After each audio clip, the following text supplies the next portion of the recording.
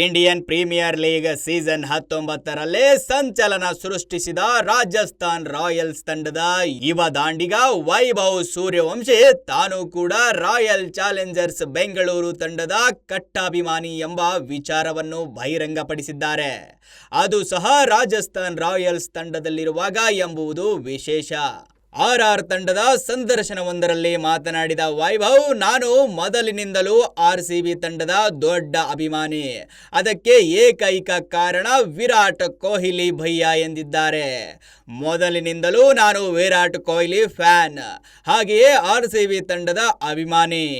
RCB ಪಂದ್ಯ ಮುಗಿದ ನಂತರ ಕೊಹ್ಲಿ ನನ್ನ ಬಳಿ ಬಂದು ಹೆಗಲ ಮೇಲೆ ಕೈ ಹಾಕಿ ಮಾತನಾಡಿಸಿದಾಗ ನಾನು ಒಬ್ಬ ಜಾಗತಿಕ ಸೂಪರ್ ಸ್ಟಾರ್ ಜೊತೆ ಮಾತನಾಡುತ್ತಿದ್ದೇನೆ ಅನ್ನಿಸಲೇ ಇಲ್ಲ ಎಂದು ವೈಭವ್ ಸೂರ್ಯವಂಶಿ ತಿಳಿಸಿದ್ದಾರೆ. ವಿರಾಟ್ ಕೊಹ್ಲಿ ಅವರು ನನ್ನ ಸ್ವಂತ ಅಣ್ಣನಂತೆ. ಪಂದ್ಯದ ಬಳಿಕ ನನಗೆ ಅತ್ಯಂತ ಪ್ರೀತಿಯಿಂದ ಮಾರ್ಗದರ್ಶನ ನೀಡಿದ್ರು. ಅವರು ಎಲ್ಲೂ ಸಹ ನನ್ನೊಂದಿಗೆ ಸೂಪರ್ ಸ್ಟಾರ್ ರೀತಿ ವರ್ತಿಸಲಿಲ್ಲ. ಅವರು ನನ್ನ ಜೊತೆ ಮಾತನಾಡುವಾಗ ನನಗೂ ಕೂಡ ಅವರು ಜಾಗತಿಕ ಸೂಪರ್ ಸ್ಟಾರ್ ಎಂದು ಅನ್ನಿಸಲಿಲ್ಲ ಎಂದು ವೈಭವ್ ಕಿಂಗ್ ಕೊಹ್ಲಿಯ ಸರಳತೆ ಮತ್ತು ದೊಡ್ಡ ಗುಣವನ್ನು ಕೊಂಡಾಡಿದ್ದಾರೆ.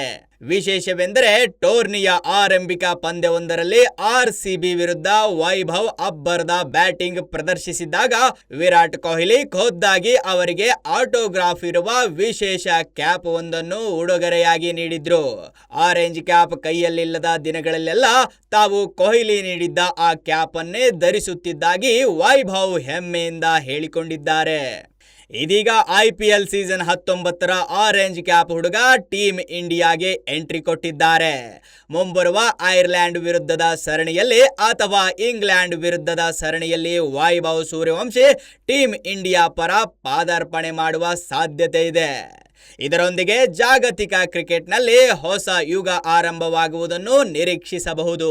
ಕೇವಲ 15ರ ಹರೆಯದಲ್ಲೇ ಜಾಗತಿಕ ಬೌಲರ್ಗಳನ್ನು ಧೂಳಿಪಟ ಮಾಡಿದ ವೈಭವ್ ಮುಂದಿನ ದಿನಗಳಲ್ಲಿ ಟೀಮ್ ಇಂಡಿಯಾದ ಸೂಪರ್ ಸ್ಟಾರ್ ಆಗಿ ಹೊರಹೊಮ್ಮುವುದು ಗ್ಯಾರಂಟಿ.